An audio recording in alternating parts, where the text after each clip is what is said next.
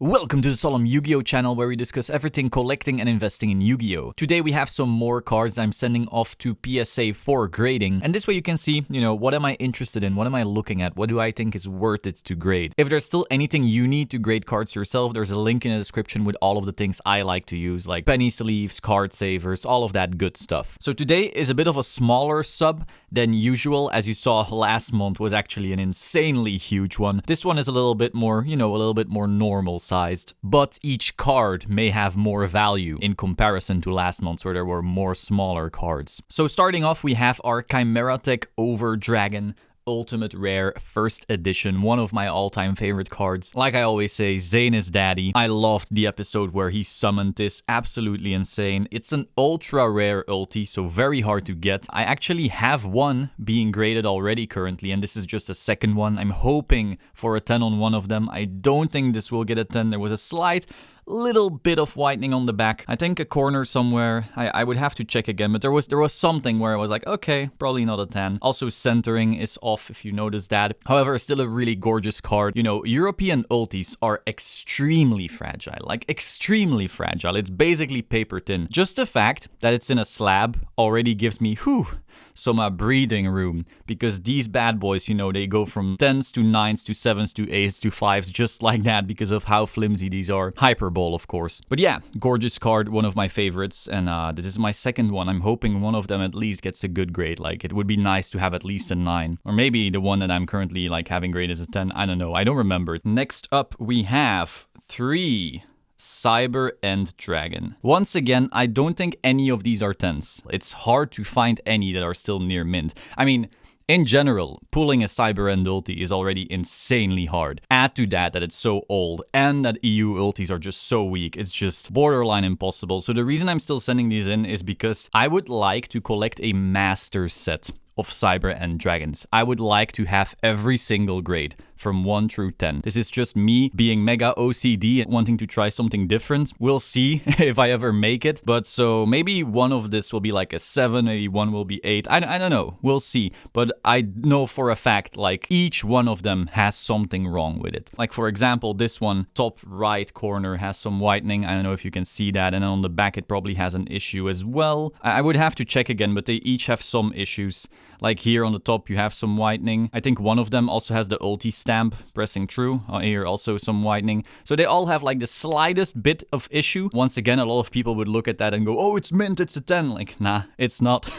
But yeah, very excited for these. Oh, just look at them shine together. Once again, Zane is daddy, and this is, in my opinion, the most important card in GX era. Once again, if you're an E-Hero fan, you probably say, oh, it's Shining Flare Wingman, or you say, oh, it's the Sacred Beast. But, it's generally accepted that one of those 5 will be it. Of course, you have your Thunder Giant, your Flame Wingman, your Gear Golem. These are also very big cards. But again, I'm a Zane fanboy, so these 3, very excited. I already got a 9. I already got a 9.5 as well. Hope that will cross, not so sure though. And we'll see where we go from here. Next up, we have a Cyber Twin Dragon Ultimate Rare First Edition. This one also is not a 10. You have the slightest bit of whitening here on the side. I don't know if you can actually see that, but yeah, probably not a 10. Regardless, gorgeous card.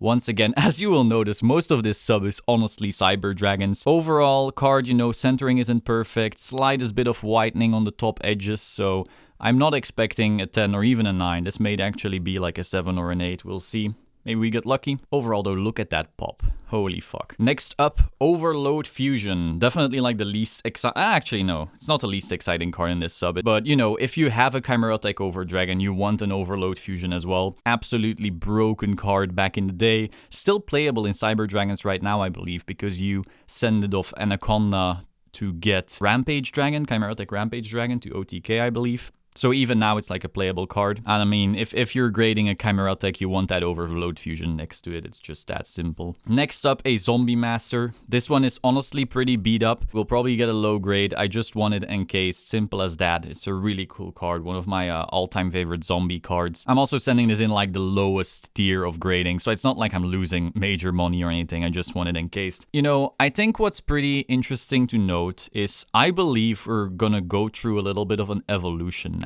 I think as more vendors and stores get their PSA subs back, some of the lower grades, I believe, will not necessarily go to like these big time collectors. You know, if you go to the big boys with the big guns, they're not like, whoa, I'm gonna buy all these PSA 7s. However, I think this will inspire certain players to just go like, you know what? I would like one of these for my collection. It's not like they're ultra insane, oh, this or that, but I think a lot of players will just go like, you know what? I have my binder, I have my decks, and now I want like 2 or 3 cool PSA graded cards that I enjoy. And they don't have to be 10s. Maybe they're 8s or 9s or whatever. But you know, it's just cool to have them encased, maybe put them in a cool stand or something and just enjoy them like that. And I think that's an evolution that we're gonna go towards, especially as these stores go to YCSs once those events come back and they, you know, they want to sell some of their PSA stuff that wasn't necessarily the highest grade, you know, like their 9s and 10s, they will surely be able to lose to big collectors. And if the cards are actually like super rare, like maybe some LOB first edition stuff, maybe those 8s will still go to big collectors. But once you get into like an ulti from GX and 8 or a 7 and so forth, I think we'll just get a lot of like players that kind of collect but aren't just big collectors. I think those cards will go towards those people, and I think it'll be very staple for people to have their decks, their trade binders, and then just a couple PSA cards. And maybe they can use those to then trade as well. I think that's where we're gradually gonna go. And I noticed this in Pokemon as well. Not so much MTG, because MTG doesn't quite grade as much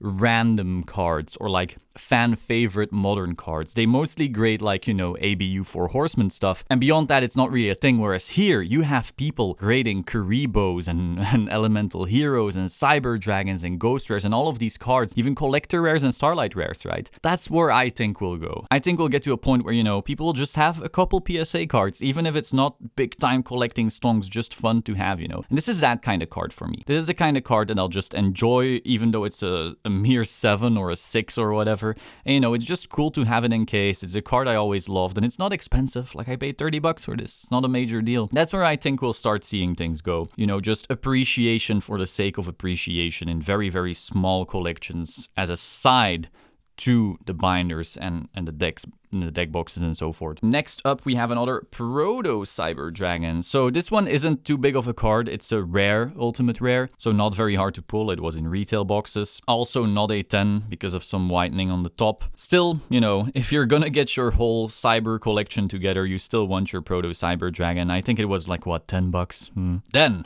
a big daddy, a Cyber Dragon. Oh yeah. First edition ultimate rare once again. Also isn't too high grade, like the corners here were pretty weakened. You had some little whitening. It definitely wasn't the strongest card, but once again, you know, I'll be happy with my 8 or 7 or even lower, whatever it gets, and it'll just be part of the other cyber collection, even though it's not the biggest stonks move or anything like that. Honestly, ultimate cyber dragons are so hard to find because even to this day, this is a playable card in a solid rogue or tier 2 or whatever deck you want to call it. You know, the Cyber Dragon deck itself. And so people who want to max out Cyber Dragon beyond the Mattel Rare Cyber Dragon, they need the ultis and they pay for the ultis. And you have people playing beat up unlimited ultis from different languages going like, fine, I'll pay $100 for this Spanish medium play Cyber Dragon unlims. Crazy stuff like that. Even though this card isn't getting a high grade, it's still like really hard to find them even in near mint condition, because you're always going to pay like a couple hundred even for those like light play and so forth. So I still wanted to have it now because, you know, if Cyber Dragon ever becomes more relevant again, and hey, with this new Drytron reveal, who knows, right? All of the people playing max rarity will need those ulti Cyber Dragons again. And you know, Cyber Dragon players, they don't really sell their cards ever. So all of these near mint but not great Cyber Dragons are already in the hands of players who will never quit that deck. That's a very important note. So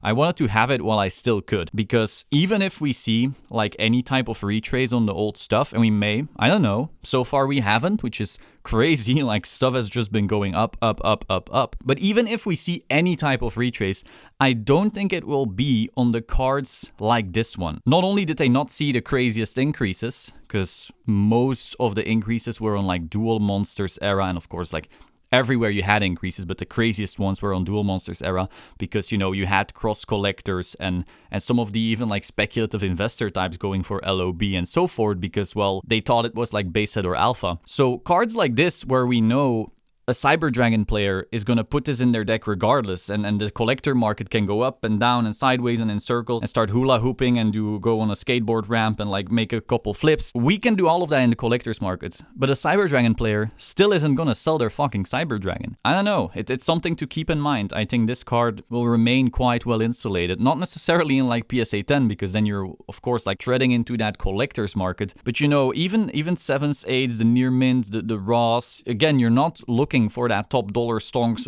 omega lol or anything like that. But I don't know, I don't see this retracing much if we ever get any, because there's just the players maxing out their decks no matter what. So yeah, beautiful card, very happy to have it. And then finally, a non-Cyber Dragon, crazy right? A Chaos Emperor Dragon, Envoy of the End. It wasn't perfect because look at the centering. Left is thicker, top is thicker. Apart from that, it had like the slightest bit of whitening on the corners. This corner isn't like the greatest, but it's still a pretty card, like it's still in solid condition. It's mostly the centering that is really the issue on this card, but hey, I still wanted it. I still want to send it in. It's still iconic as hell. Broke the game, got banned, never came back until they errated it. Might as well still be banned. Poor card, but yeah. Gorgeous thing, still wanted to have it. So that was my PSA sub for January. Hope you found this interesting. Be sure to like, subscribe, leave your thoughts in the comments down below, and I will see you soon. Ciao.